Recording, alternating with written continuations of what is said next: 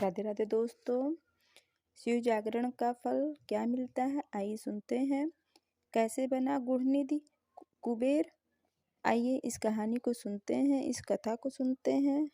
अगर आपने अभी तक हमारा चैनल सब्सक्राइब नहीं किया है तो सब्सक्राइब कर लीजिए और लाइक ज़रूर कीजिएगा। बेल आइकन को भी ज़रूर दबाइए ताकि आगे आने वाला वीडियो आप तक पहुँचे, और कमेंट में राम राम ज़रूर लिखिएगा। कथा इस प्रकार है। कपिलपुरी में यज्ञदत्त नाम का एक ब्राह्मण रहता था। उसे एक पुत्र रत्न उत्पन्न हुआ, उसका नाम गुणनिधि रखा। वह बालक बड़ा बुद्धिमान तथा चतुर था। 8 वर्ष की छोटी सी आयु में उसने बहुत सी विद्याएं सीख ली थी, परंतु वह कुमार्ग में पढ़कर अपने धर्म और कर्म से भटक गया। वह जुआरी, खेल कूद में संलग्न और गाने बजाने वालों का साथी बन गया। उसने बहुत जल्दी ही अपने पिता की कमाई लुटा दी। उसकी माता उसे रोकती थी, परंतु प्रेम के कारण उसके संबंध में उसके पिता से कुछ न बताती थी। पुत्र चाहे कितना भी बुरा हो, परंतु माता कभी उसका बुरा नहीं चाहती है। यज्ञदत्त जब कभी भी घर आकर अपनी पत्नी गुणनिधि के बारे में पूछता था कि इस समय गुणनिधि कहाँ है, तो वह सदा ही झूठ बोल देती थी और कह देती थी घर से बाहर गया हुआ है, या तो वह कहीं स्नान आदि कर रहा होगा या देव मंदिर में बैठकर भगवान का पूजन कर रहा होगा। और असली भेद न जानते हुए उसने गृहसूत्र के अनुसार गुणनिधि का विवाह भी कर दिया। विवाह हो जाने के पश्चात यज्ञदत्त की पत्नी सदा पुत्र को समझाती कि तुम्हारे पिता बड़े महात्मा हैं, जब उनको तुम्हारे बारे में मालूम होगा तो इसके लिए तुम्हें वह हम दोनों को दंड देंगे। तुम्हारा कुल बड़ा पवित्र है, फिर तुम चाहे बुरे काम क्यों करते हो। मेरे बच्चे, तुम्हारा कल्याण इन बुरे कर्मों के में नहीं है, इन बुरे कर्मों को तुम छोड़ देने में ही तुम्हारी भलाई है। परंतु गुणनिधि पर माँ के समझाने का भी कुछ प्रभाव न पड़ता। एक दिन उसने पिता की अंगूठी चुराकर किसी जुआरी को बेच दी। यह जब यज्ञदत्त ने उस जुआरी से पूछा कि यह अंगूठी उसके हाथ में कैसे आई, तो जुआरी ने यज्ञदत्त से कहा कि उसने उस अंगूठी नहीं चुराई है। यज्ञदत्त ने जुआरी की बात सुनकर कहा, सुनो लल्ला, यह अंगूठी मेरी है और मुझे राजा के यहाँ से मिली है। तुम झूठ बोलकर इसे अपनी न बनाओ, परंतु यह बताओ कि यह अंगूठी तुम्हारे पास कैसे आई है। यज्ञदत्त की बात सुनकर जुआरी को क्रोध आ गया। उसने गरज कर कहा, जो सच सुनना चाहते हो तो ध्यानपूर्वक सुनो। यह अंगूठी तुम्हारे पुत्र गुणनिधि ने मेरे पास जुए में हारी है। उसने यह अंगूठी ही जुए में नहीं हारी, बल्कि आज तक जुए में बहुत सारे तुम्हारे घर के सामान भी चुरा कर बेचा है। आप जितने ही सज्जन साधु धर्मात्मा हो, आपका पुत्र उतना ही बड़ा बदमाश है। आप इतने बड़े बुद्धिमान विद्वान होते हुए भी आज तक अपने पुत्र को की करतूतों को नहीं जान सके। जुआरी की बात सुनकर यज्ञदत्त को मारे लज्जा के बुरा हाल हो गया। वह मारे लज्जा के मुंह छिपाए हुए, ढापे हुए, सिर झुकाए हुए अपने घर पहुंचा और घर आने के साथ ही अपनी पत्नी के से पूछा कि गुणनिधि कहाँ है और वह अंगूठी कहाँ है जो कि उस दिन तूने उपटना करते हुए मेरे हाथ से छीन ली थी।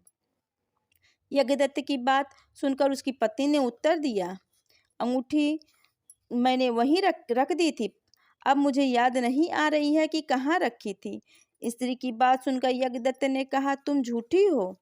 जब मैंने तुमसे गुणनिधि के बारे में पूछा, तुमने मुझे बात बताकर टालने की कोशिश की। अच्छा, तुम अंगूठी की बात जाने दो और मुझे बताओ कि घर का अन्य बहुमूल्य सामान कहाँ है। न जाने मेरे किन पापों के कारण मेरे यहाँ ऐसा पुत्र उत्पन्न हुआ है। मेरे फिर जब उसने घर का दूसरा कीमती सामान देखा, मालूम हुआ कि सभी बहुमूल्य वस्तुएं गायब थी।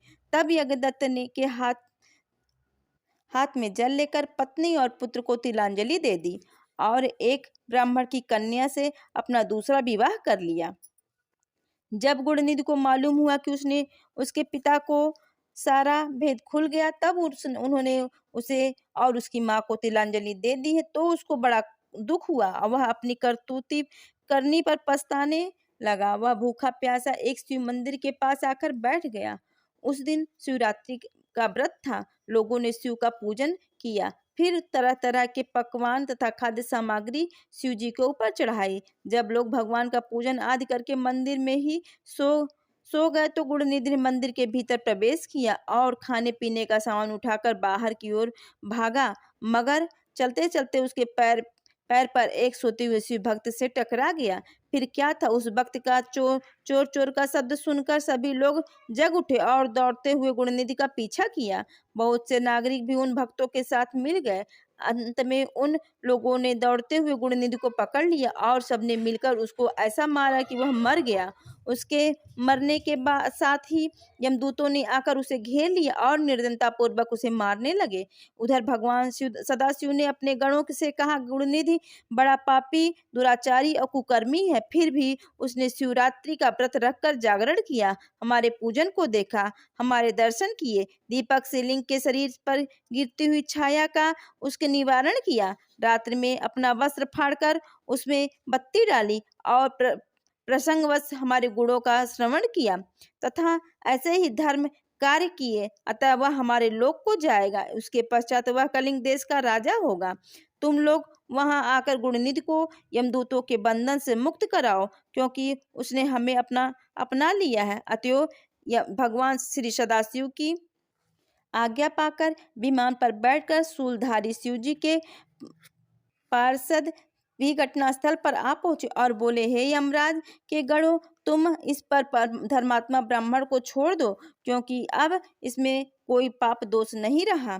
यमदूतों ने भगवान श्री सदाशिव पार्षदों से कहा, यूं तो आपकी आज्ञा हमारे लिए माथे पर है, मगर यह तो दुष्ट महापापी कुकर्मी, मांस तथा मदिरा का प्रयोग करने वाला, पर स्त्री तथा वैश्यगामी, माता पिता की आज्ञा न मानने वाला, चोर तथा जुआरी है। हम लोग इसलिए इसको ले जा रहे हैं।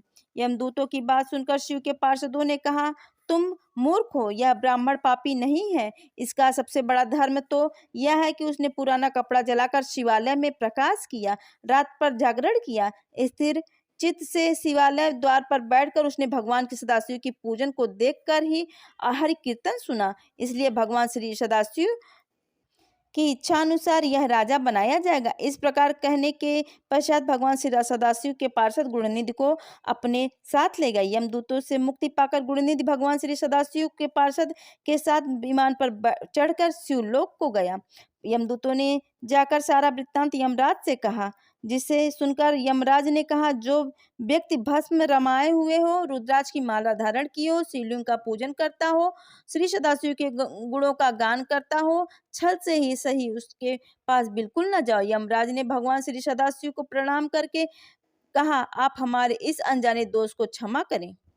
तो इस तरह दोस्तों वह दुराचारी ब्राह्मण एक रात्रि शिव जागरण करके भगवान शिव रात्रि के दिन भगवान शिव की पूजा करके वह राजा बन गया।